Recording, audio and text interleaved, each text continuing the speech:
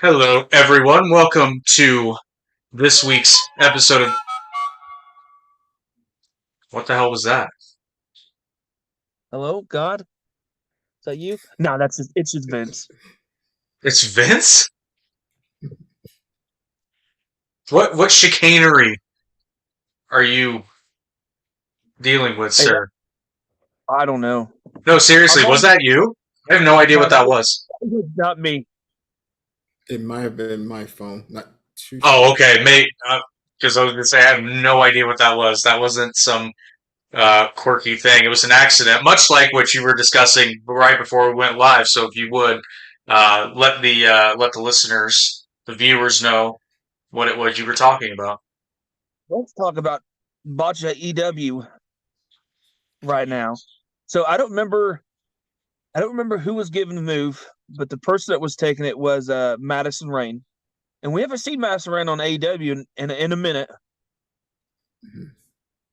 And what it looked like to be set up for like a Sister Abigail, she instead of face bumping with it, she straight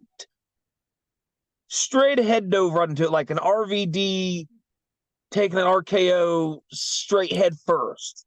Oof. And like at first, it looked like it really messed her up. It really looked like it. And then I'm not.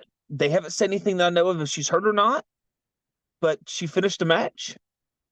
That's a Uh, plus. yeah, but it seems like there's been quite a few injuries that have occurred, and they finished the match, and those tend to be really bad ones. Like I guess like you don't realize it at the time, but I'm trying to remember the last one. I really well CM Punk for one when he got concussed that one Yeah. time. Mhm. You know, Um.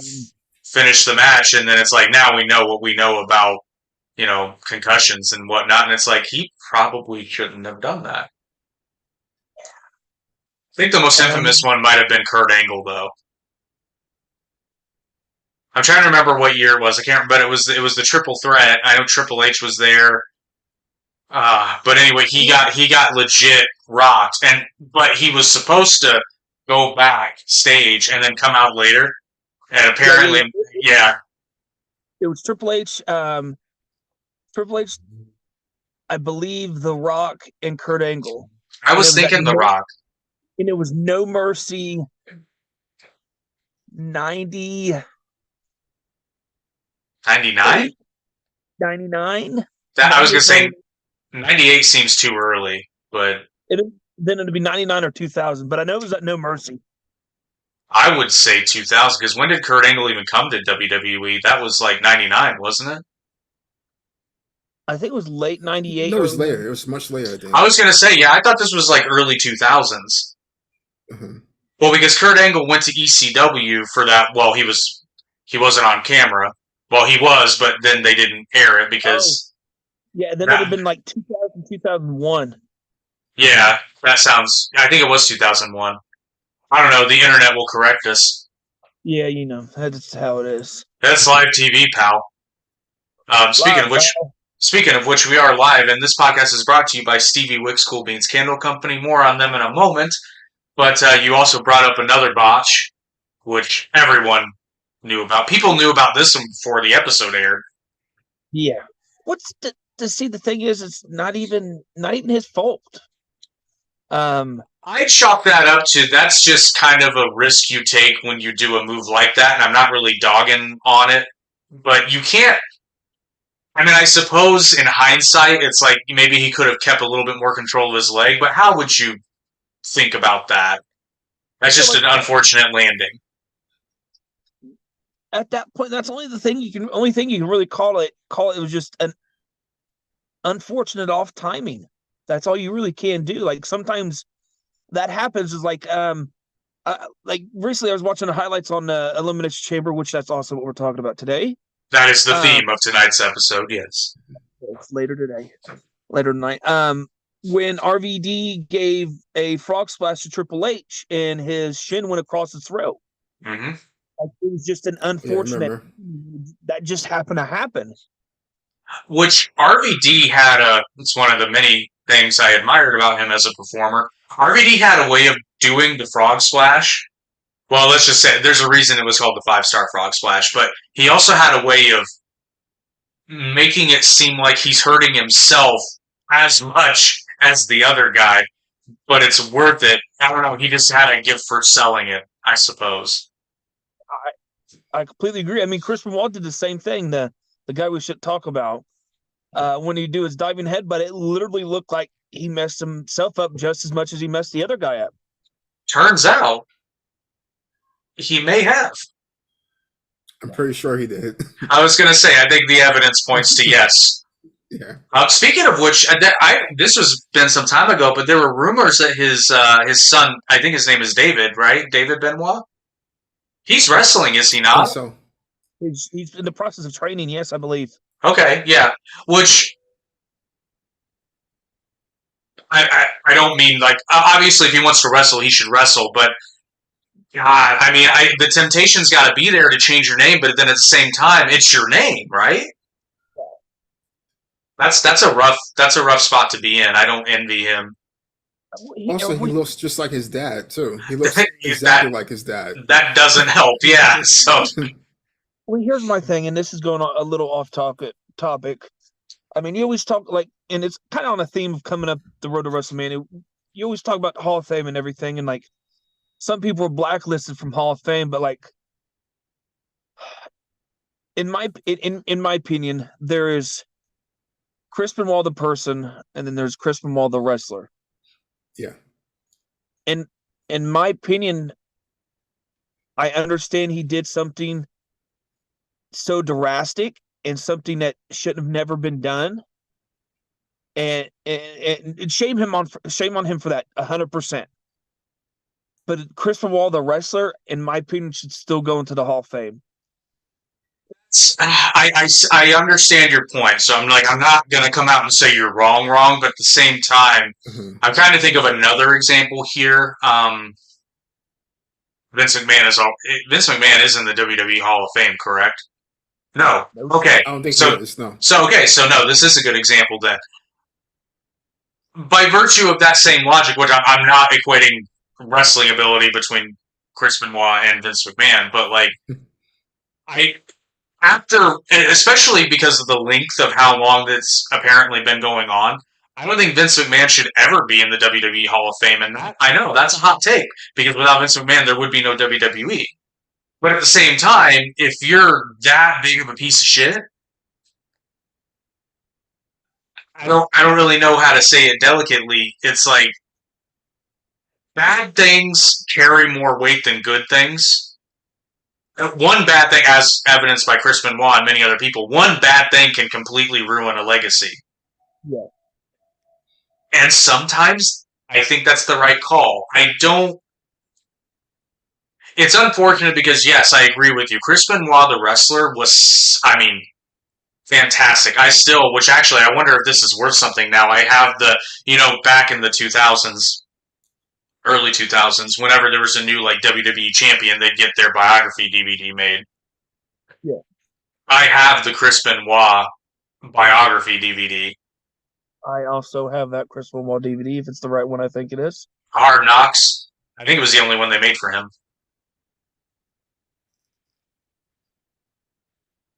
Maybe not. The one I saw it online, maybe once or twice. Can't remember.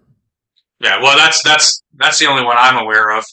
I wonder if that's worth anything now, because surely they stopped selling it immediately after that happened. And God, that was in 2007, 2008. So yeah, I believe so. I'd wager to say there probably aren't that many around anymore. I mean, there's probably a few 100,000, but not like some of the other more well-known DVDs. Anyway, I just maybe way down the road. And again, I take that back because WWE is so corporate now. Everything's so corporate now. I can't really see that happening. Yeah. Maybe the Wrestling Hall of Fame, but even then, I kind of don't see that happening. At this point, in my opinion, if Vince makes it in, Chris Benoit should be able to make it in. Well, okay, that I would kind of agree with, but I can't see Vince McMahon Yeah, being that's a good inducted point. into. Like, I mean, if you're gonna let Vince in, you kind of at least have to have the conversation. It's like, well, what about Chris Benoit? But maybe David Benoit can make everything right and get himself inducted into the WWE Hall of Fame later in his career. Hopefully, knock on wood, because I think that's about the only way you can untarnish the Benoit legacy. Yeah. It's always going to have Yeah. that black mark on it, but Well, at this point, they'll probably just change his name, chalk it up, change his name. I mean, look at Braun Braun Breaker. Strowman Jr. Oh, well, that yeah, too. him too. I mean, yes and no, but at the same time, if I'm David Benoit, I mean, he probably wouldn't kick up a fuss because I mean it is WWE, right? But I feel like a part of me would be at least be thinking it's like, well, yeah, but it's my name too. It's not like he was the only Benoit. You know, there's a if Cody can get the Rhodes back,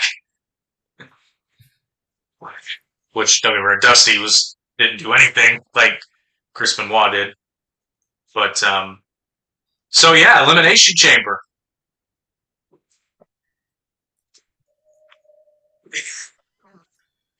Is it just me, or does this seem like a waste of time? It seems like a filler episode. It kind of does.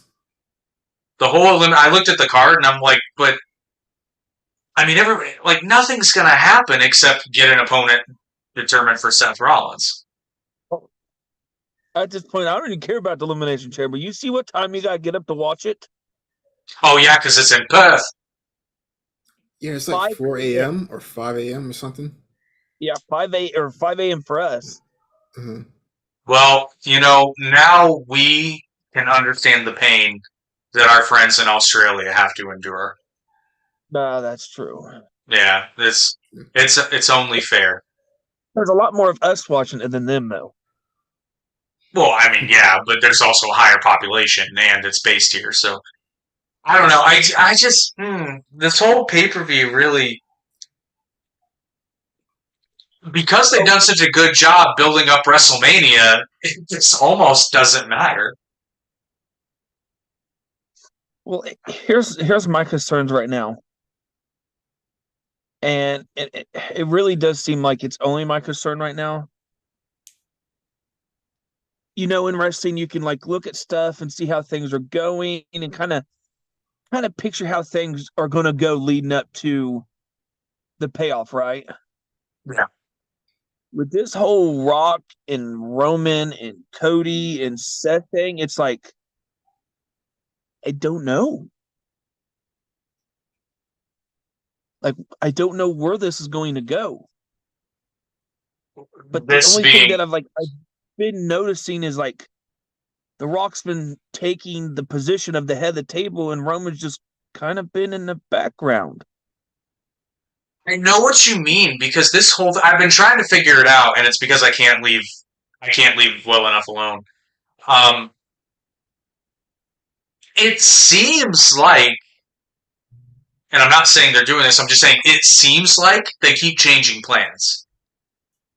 Now, they might be making it seem that way on purpose so that it comes off as more believable because it seemed pretty clear though for a second there that we were going to get Cody and Seth at Mania and then Rock Roman at Mania.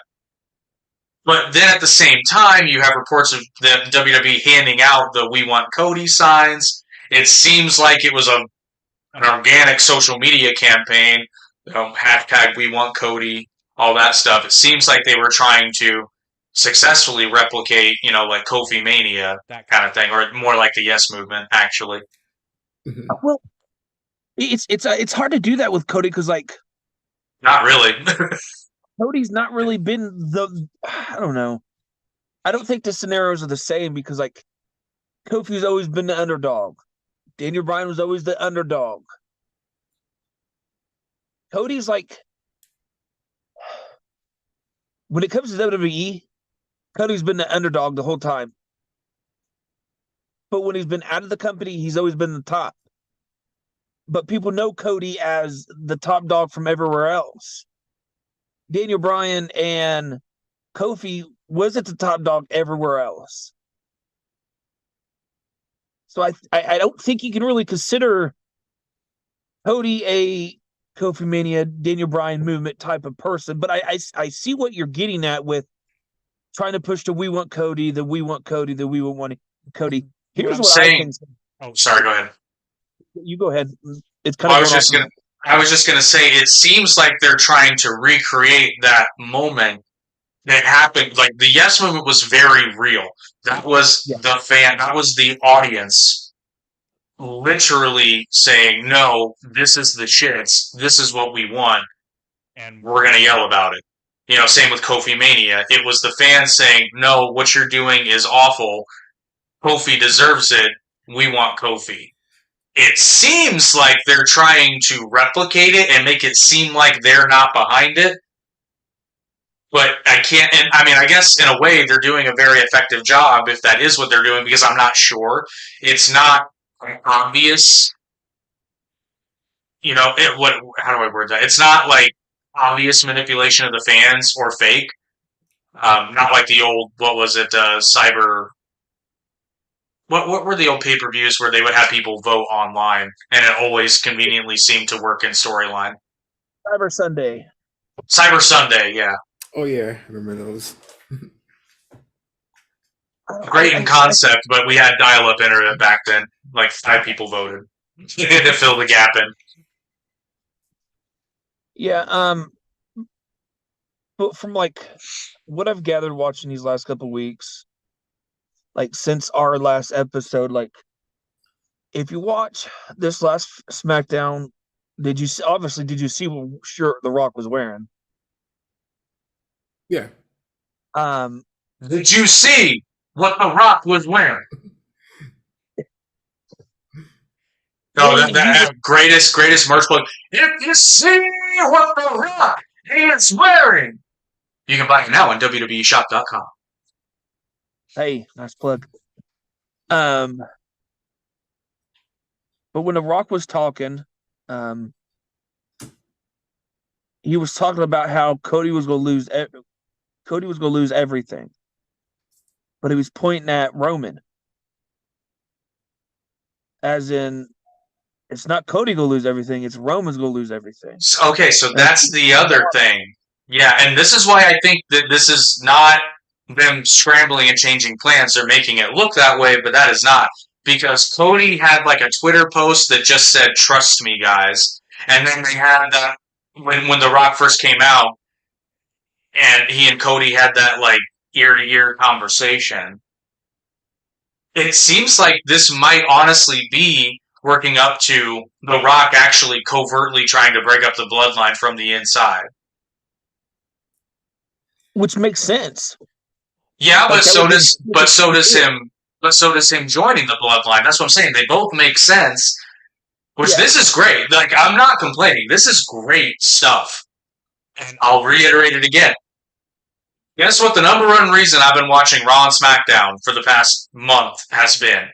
I want to see what's happening with Cody and the bloodline. And now that The Rock's involved, now I didn't even care to watch that what was it? The event that Hakeem told us about last time, the Wrestlemania. It's like the pay-per-view thing or the I forgot what it was called. The kickoff or whatever they called it. Yeah. Yeah. All of a sudden, those events are now worth watching. Mm-hmm. When before nobody cared. And then it did record numbers because of what happened with The Rock and Cody. And this masterfully done, like, we're seeing television that I'm going to go out on a limb and say we probably haven't seen this quality of storytelling in pro wrestling consistently for at least 15 years, if not longer.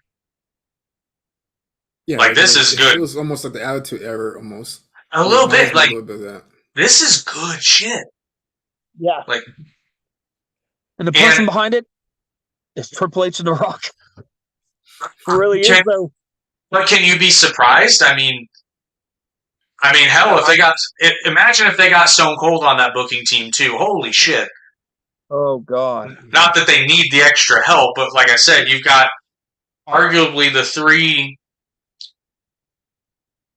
of the biggest, if not the three biggest pillars of the Attitude Era, and going in even into the Ruthless Aggression Era. Although Rock and Austin would be gone by the point that really got full steam. But I mean, Triple H was a staple of the Attitude Era. He just wasn't the superstar like Stone Cold and The Rock. But as many people have said, hey, if you need somebody in a match who's gonna do whatever needs doing the best way possible, you put Triple H in the ring. So, what I think, two things I think could really happen is The Rock is obviously going to screw Roman over and help Cody win. Or Roman's will get mad because The Rock keeps acting like he's the head of the table, but Roman's truly the head of the table. Which Roman's gets pissed at Rock, and then Rock then causes Roman to lose to Cody, and then that's how we build up for Rock and Roman. Yep, and I don't care how it happens. And we're going to get Jimmy and Jay at Mania. Yeah. Since they're finally now wanting to build up for it, when they were both in the elimination or the Royal Rumble at 1 and 2, and you did 5 minutes of booking there. So I don't know about. I mean, I think it was building to something. I don't think anything anymore, not in WWE. I don't think anything anymore is just like they keep surprising me. I never would have thought, even a couple of years ago, I never would have thought I never would have thought we would be trashing AEW and praising WWE for their storytelling.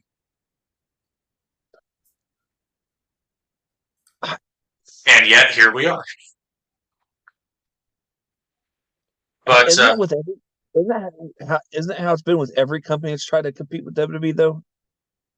I mean, there have been times where, I mean, there were certainly when AEW first came around, like WWE was terrible.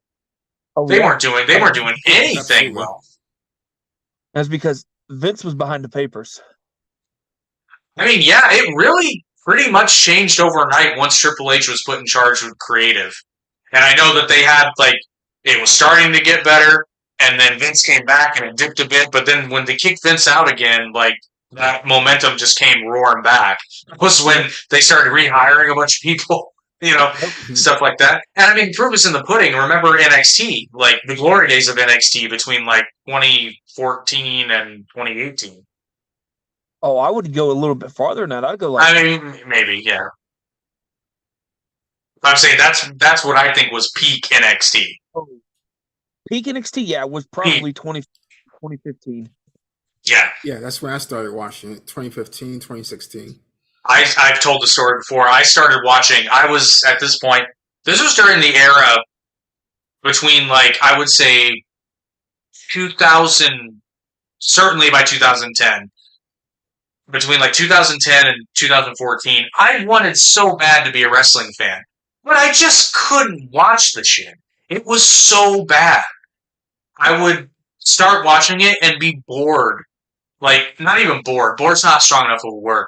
I would care so little about what I was seeing on screen, I could not bear to sit through another hour. Much less two. Much less then watch SmackDown as well, because that was also back when there wasn't the brand split. So what you saw on Raw, you were going to see all the same people on SmackDown, with a few other inconsequential matches that they seemed to just throw together. And then they honestly wanted me to watch Superstars too? Come on. But then, so periodically I would pop in and just see if it would strike my fancy. And you got to remember too, I knew what NXT was, but I knew the game show. So I didn't know, but I said, screw it, I'll try it. What I didn't realize is, and it's true to this day, by the way, so, although it's all on Peacock now, but back in the day,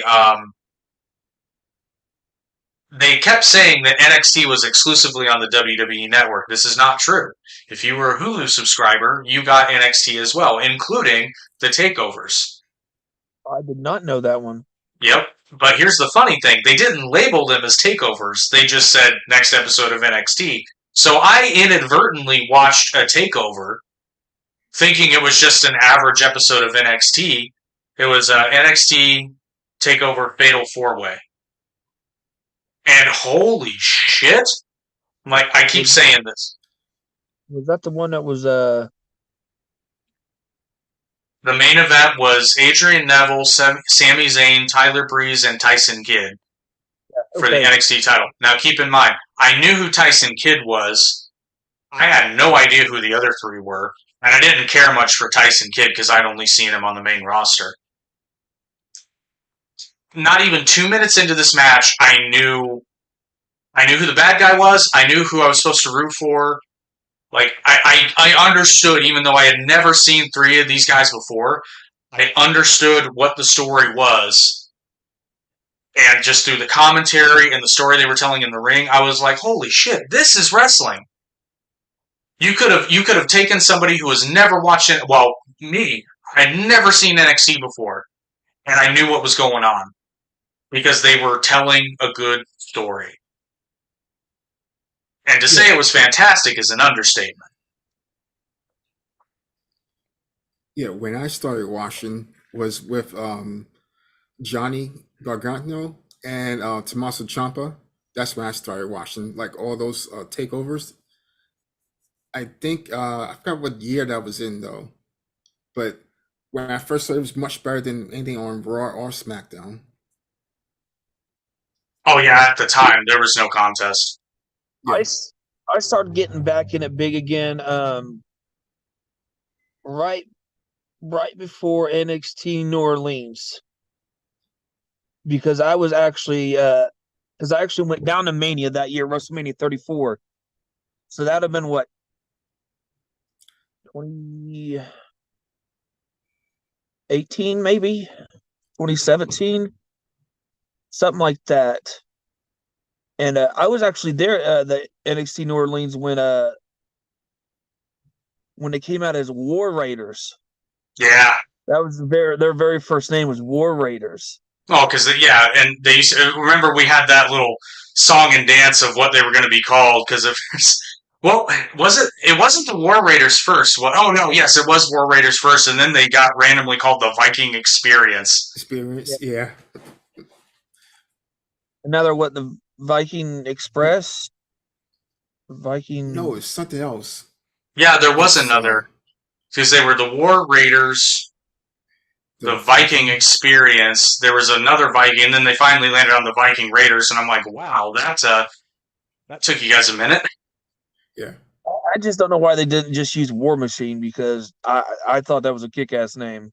Well, I mean, technically, I think Ring of Honor actually owned the trademark for that, but who knows? You know WWE, they don't like to keep names. But anyway, that was a hell of a segue, but let's dig into Elimination Chamber. So again, once again, getting the card off of Wikipedia, so they may not necessarily be in this order, although this time I think it is.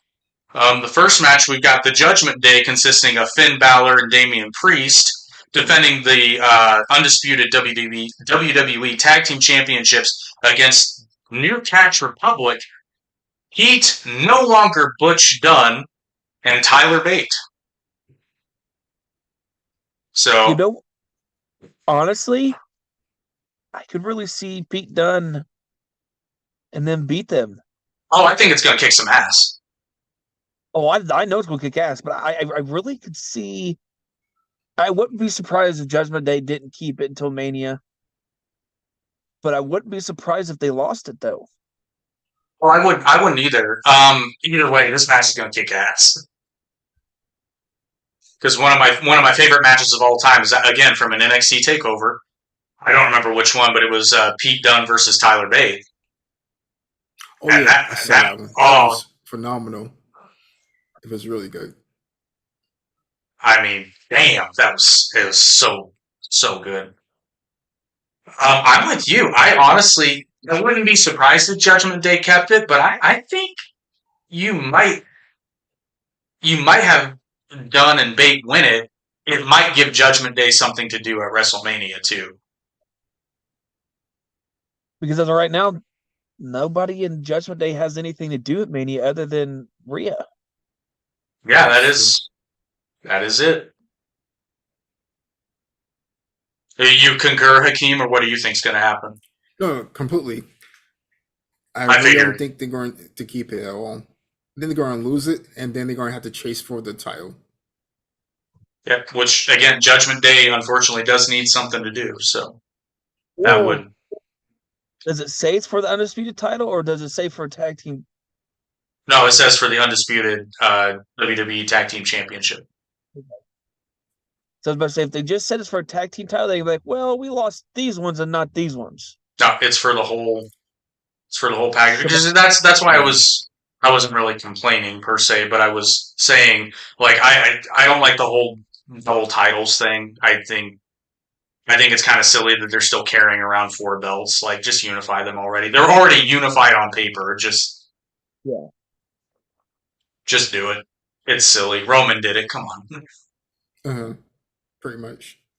The next match we've got Becky Lynch versus Bianca Belair versus Liv Morgan versus Tiffany Stratton versus Naomi versus Raquel Rodriguez in an Elimination Chamber match. The winner will face the Women's World Champion at WrestleMania XL or 40. I think it'll be Becky. I really do. Yeah, Naomi. I only say Becky because they seem to be she's been doing promos all the time. They've kind of been setting up for it. And then not to take anything away from Naomi, but she did just come back. That's Yeah. true. That's true. So I went this in AEW where you get a title shot your first week on TV. I would like to see her go for it eventually because I think that was something that really eluded her throughout her basically her entire career. But she was never Divas champion, was she?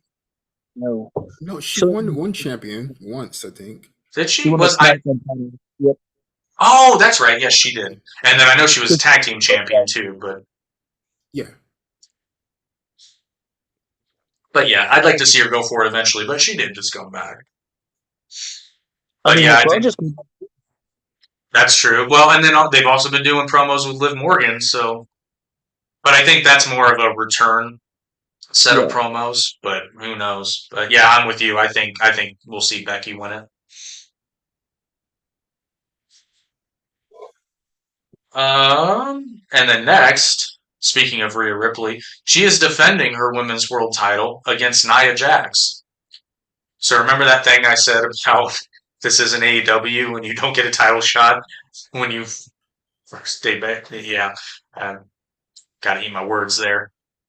I mean, Nia's been back for a year now.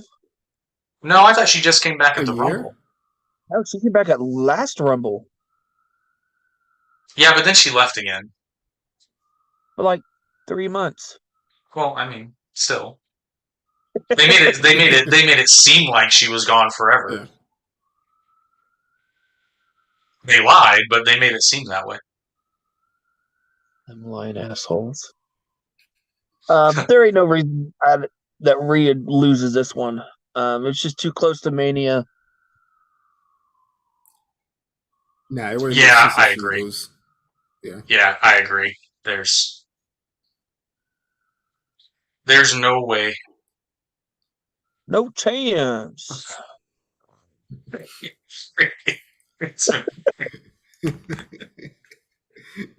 Got Puppets. it. It's just a matter of time. Oh, but speaking of no chance, there's no chance that you, our wonderful audience, are going to miss out on the best candle deal that you will ever get. Stevie Wicks Cool Beans Candle Company gives you all natural soy wax candles, and I will honestly tell you it's the best candle you will ever burn. It's 100% soy wax, even the colored ones, minus some of the gimmick candles, which I'll touch on in a moment. So that means it burns cooler, cleaner, and safer than traditional candles, and they also smell fucking amazing. Except if you don't like vanilla, which I don't, but it's very, very punching. But St. Patrick's Day candles, Vince McMahon would be a fan of these because we all know how Vince McMahon loves the Irish. St. Patrick's Day candles are available soon, including the very, very popular Irish whiskey candle. See, look at that thing. You'd swear that was a glass of whiskey, except it's not. Actually, really does look like a glass of I know whiskey. these are popular for that reason. It honestly does look like. In fact, one of the commercials they did, they had this candle sitting there, and then there was an empty glass next to it, and they just poured a glass of whiskey on the rocks, and then when it was done, it looked like the same thing. It was hilarious. But you'll be able to get your St. Patrick's Day candle soon. But since you listen to Down the Middle, which means not only are you awesome, you also get 10% off by using our promo code DOWN. Link is in the description below. And that will lead us to the main event, or what should be the main event, but since it's men, they probably won't be the main event. But the men's Elimination Chamber match, which will consist of Drew McIntyre, Randy Orton, Bobby Lashley, LA Knight, yeah, Kevin Owens, and Logan Paul. So, the two people, well, the one person I really didn't expect to be in this one would be Bobby. Yeah, I kind of agree with that. He's got a lot of things going on with Karrion Kross, and like, I figured he would have lost. Yeah, it does kind of seem like, and I don't mean any disrespect. Yeah, I'm not saying that he doesn't deserve to be in it, because he does, but like, he's got his head wrapped around the whole Karrion Kross thing right now. Like, what does that do for their storyline? Well, it seems like a spot to fill, which is a real shame because, frankly, Bobby Lashley is much more talented than being a spot filler. But why didn't they just do 3-on-3? Karrion well, Kross author versus. Oh, at the pay-per-view, you mean? Yeah, that would have. Okay, did you say Sammy's name in the chamber? No, because he lost to Drew.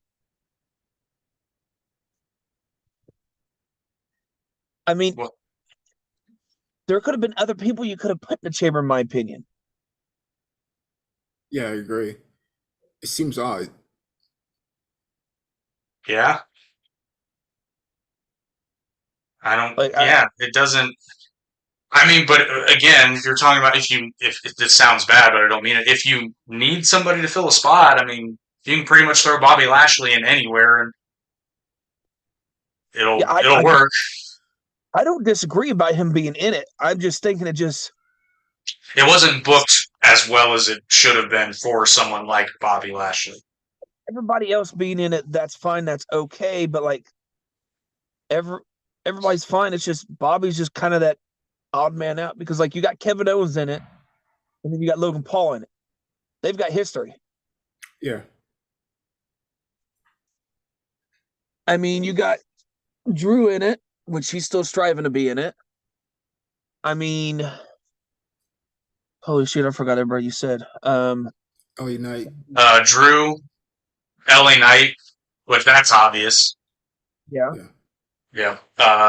Or Randy Orton, which again, that's Randy Orton's another one of those guys where, you can pretty much throw him in any match and it'll be pretty good. But he's what still. I think it was, what I think was actually supposed to happen is I don't think Bobby was supposed to be in it. I think Punk was supposed to be in that spot. That's why he kind of seems like an odd man out. You're probably right, because we all know Cody was going to win the Rumble. That was already decided. But yeah, that was going to be Punk's ticket to WrestleMania, so that we got Seth Punk. Yeah, I think you're absolutely right. Yeah. Now, me really thinking about that now, like Bobby faced what was his name? Bigger guy. Where's the black singlet with the white two things?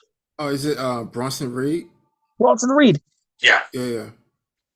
In my opinion, Bronson Reed would have been a better fit than Bobby. Not saying that Bobby don't deserve it. For this spot and because of what Bobby's got going on, yeah, I agree. I think Bronson Reed would have been, because at the very least, much like Almost a Wrestler, Bronson Reed is an obstacle. If you don't have prior booking, if nothing else, he's a big obstacle to overcome. Yeah. Jake? Yeah. Chime in. Your cameras are like a little glitchy for some reason. Hey, it's yours, buddy. Yeah. Fine, but yours isn't. Yeah, I know. It's yours. Trust me. Baloney. Hakeem and I are clear as day. Yeah. You're the Bobby Lashley of this podcast. That'll be Ricky Bobby. Did you say Ricky Bobby? Because I'm telling you right now, your internet ain't going fast. It ain't first class, baby. But yeah, I just think I think Bobby was put in that position because of Cody, but I still think Bronson Reed would have been a better fit to put in that position. Because I think it gives Bronson Reed more of a I wouldn't really say push, but more of a Well, notice. it'll elevate him a little bit more than where he is, you know. Exactly the word I was looking for. I think it elevate him a little better than Bobby. Yeah, that is a good point. But so with all that being said, I think it's pretty obvious we're gonna get Drew. Drew's gonna win the Chamber and go on to face Seth at Mania. Now the question. Oh, go ahead. Go ahead.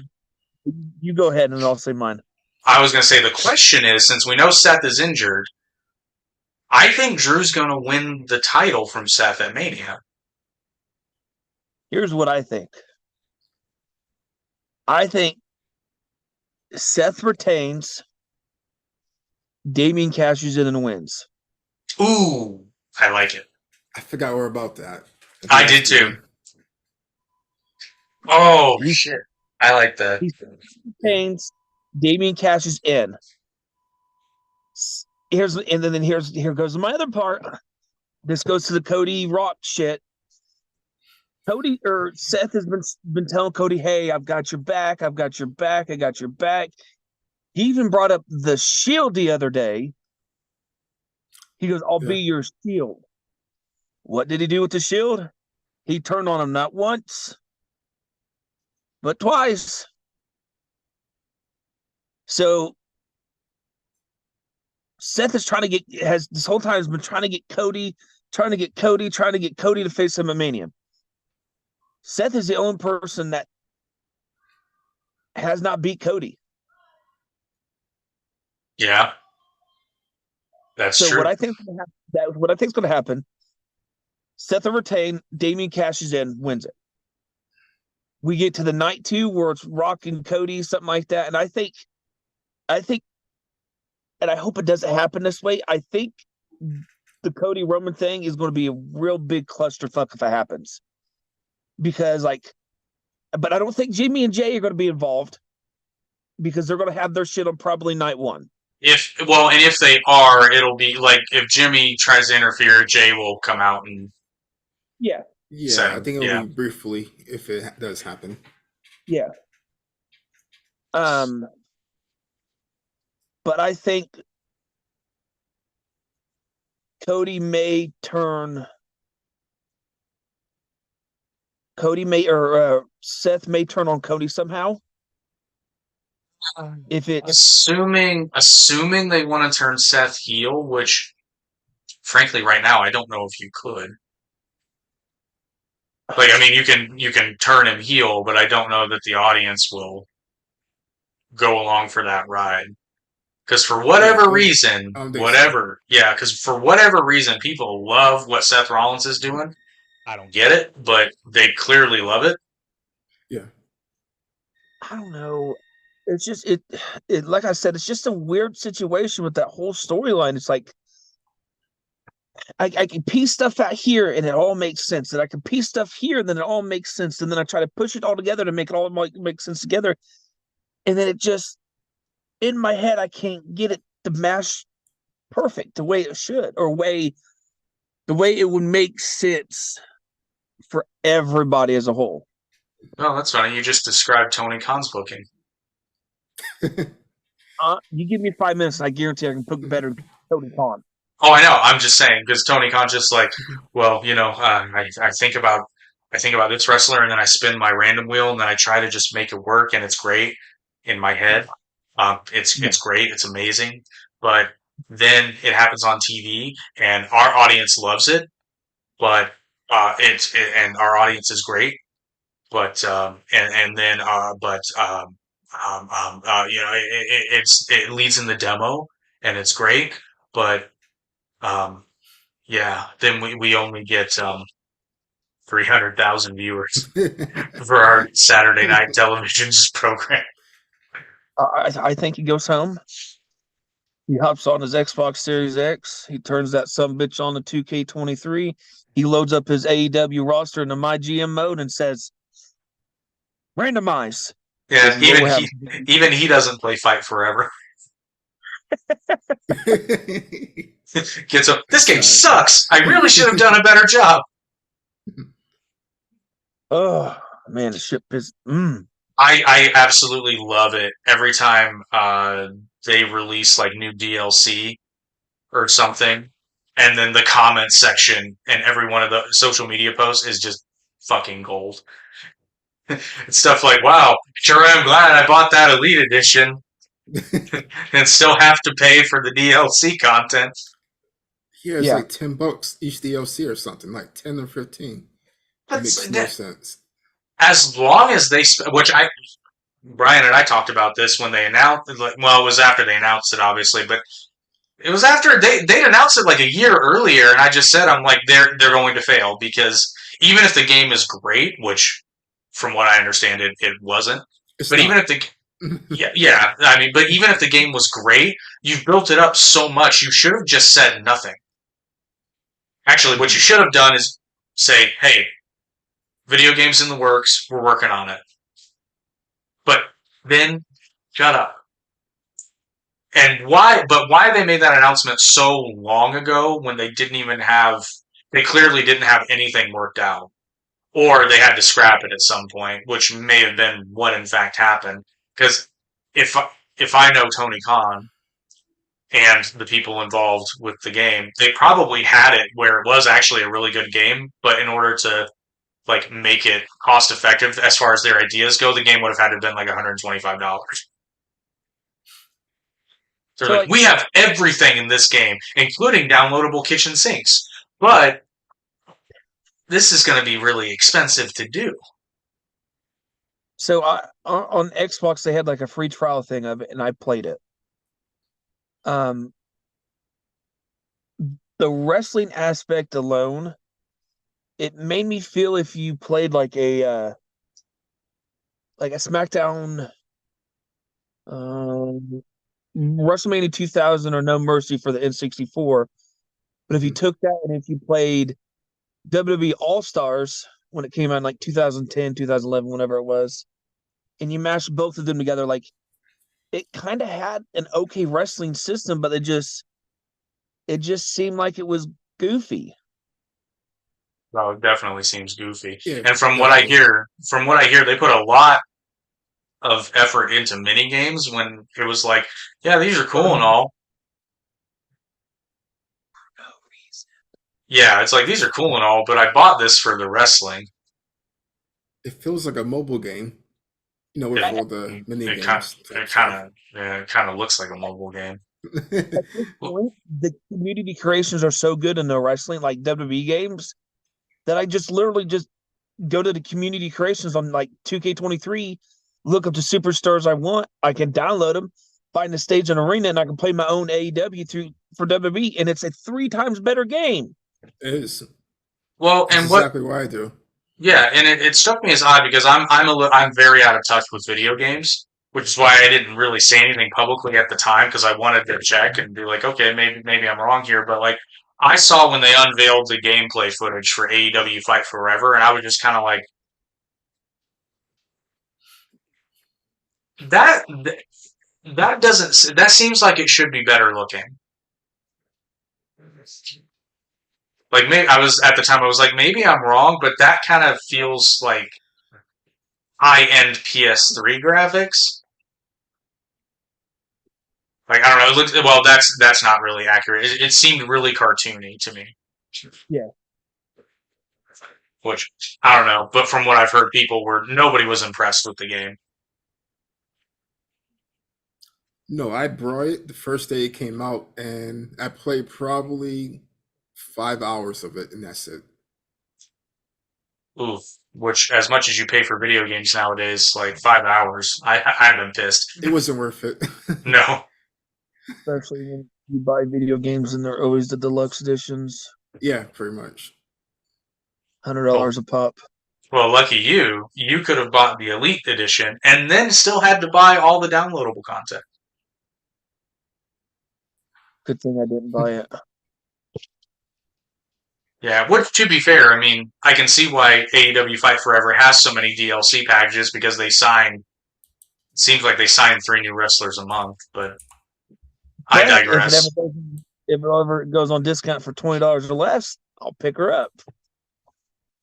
I thought it was like $25 now. It's still at the regular price. It went on sale for like Yeah.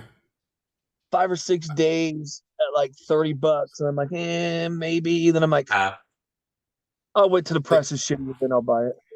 It's $60 right now, and it's $150 for the DLC. Oh, good lord! Yeah, Hear me out. it's not worth it at all. Next DLC, Darby Allin gets a new finishing move where he straps C4 to his chest and then just runs at the dude. It's called Mutually Assured Destruction. I'm done. Why can't I But see that already? if Why you can't I pay see an, that?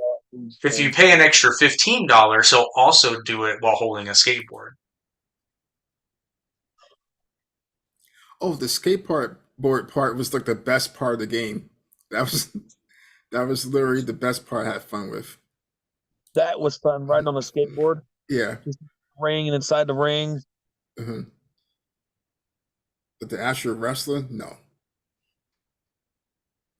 Well, so I don't think we got Hakeem's take. Do you agree that you think Drew will win Elimination Chamber, or do you have another idea of what No, we might I see? absolutely. I think that's exactly what's going to happen. He's going to win, and then Damien's going to cash in. I still I think, forgot all about yeah, Damien. I think Damien will cash in, but minus that because I just think actually, you know what? Knowing WWE, Cody will beat Roman, and then Damien will cash in on him because if they just feel like tanking Damian Priest's career in 2 seconds. Although talk about heat. Yeah, he will get it. But I think from a booking perspective, if Damien wasn't an element, I think I would prefer to see Drew win the title from Seth because that also sets up for Drew Punk when Punk comes back, which they can still do. Yeah. Which I guess technically you don't really need a title for that because Drew is the one who injured Punk. Mhm. Which kudos to Drew because that really does seem like his idea to be like, oh yeah, I totally broke his elbow and we made a meme about me killing his main event. Me man a shirt. Meme and a shirt, yeah. A shirt meme. Meme shirt. Yeah. Well, unfortunately, once again, WWE has a very short pay-per-view, only 4 matches. But I'll be up watching it. Well, I'm not gonna lie, Okay. I kind of dug the length of the Royal Rumble. I was there for it. Oh yeah, I was too. It didn't feel too long. Yeah, it felt just I right. enjoyed it almost. Yeah, I had a good time watching it. It wasn't too much. It Mhm. wasn't like Hakeem doesn't know this story, but Brian does. So I Yeah. discovered actually, if you do want to get an AEW pay per view for half price, check your local AMC theater because I've checked around pretty much. I think all AEW pay per views they're playing at AMC, and you can watch it for $25 as opposed to paying 49. What? Here's I the have only no problem. idea.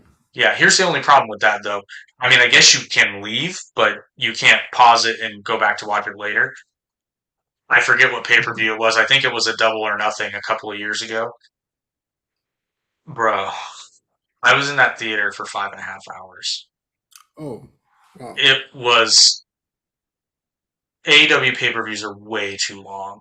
Like Yeah, they they are are. way too long. And it doesn't help that most of the matches are, I mean, they get thrown together. Like, it seems like a Yeah, week or it two feels like a before. filler. Yeah, and it's like, you're expecting me to watch 5.5 hours of bullshit and not be mad about it? Like, I haven't watched an AEW pay-per-view for over a year, I think, because I know at least half of it's going to be garbage, and Mhm. the rest of it will be mediocre. Like, I didn't even watch All In. What does that tell you? The last one I watched was the one with Hangman and Swerve. That was like the last one. It was just for that match. Yeah, and that's really frustrating too because it does seem like Swerve, like they're doing good stuff with Swerve, but even that they're kind of screwing up Oh yeah, they are. It's nothing because like it's it like, was like 3 months ago. yeah, because it's like this really should be better. Yeah. And Swerve's got to be frustrated as hell. Hmm. Oh yeah, Swerve's one of my favorites in AEW right now. Well, I think you Same can here. see it. I think you can see it on his face in some of the matches where he's just like, "Really, really, Tony." But I don't know. We shall see. But yeah, I think it does seem like Elimination Chamber is a filler episode, albeit an enjoyable one. But it does really seem like a filler episode. Well, anybody have any final thoughts? Or I know Brian's got to get to work. Yep, I was actually about to start slowly moving up. I really don't have anything else to say about other than I'm just curious what they're going to do leading up to Mania. Yeah, we'll see. Like I said, I mean, Mania's pretty much already been written, but Yeah, we'll pretty see. much. I I'll tell you what though, if they were going to throw a curveball, Elimination Chamber would be an interesting place to do it. I don't see where one could come from unless they just completely surprise everybody. But Well, I mean, they still have the Grayson Waller thing that's supposed to be at Chamber 2. So they're supposed to have Cody and um not Cody, yeah. Cody and Seth be at the do his talk show podcast thing, thing or whatever he does. Uh-huh. we'll see. So I We mean, shall see. who knows what might come out of that. That I really remains to don't be think seen. much. Yeah, I don't think we'll see much of. I don't think we'll see much of anything. But it does beg the question as to why they're doing it there. But I digress. Elimination Chamber is this Saturday. I imagine we will all watch it at some point, and probably the group chat will be alight with either "Ha, we were right" or "Holy crap, we were wrong." Yeah. Well, anyway, with that said, thank you for enjoying this episode of Down the Middle. As always, please like, share, and subscribe. Help the channel grow, help the podcast grow. And don't forget to get your Irish whiskey candles in time for St. Patrick's Day. They also have green beer candles, too. They will be available shortly. So until then, just keep watching wrestling and hope that AEW gets better. Yeah. I doubt it.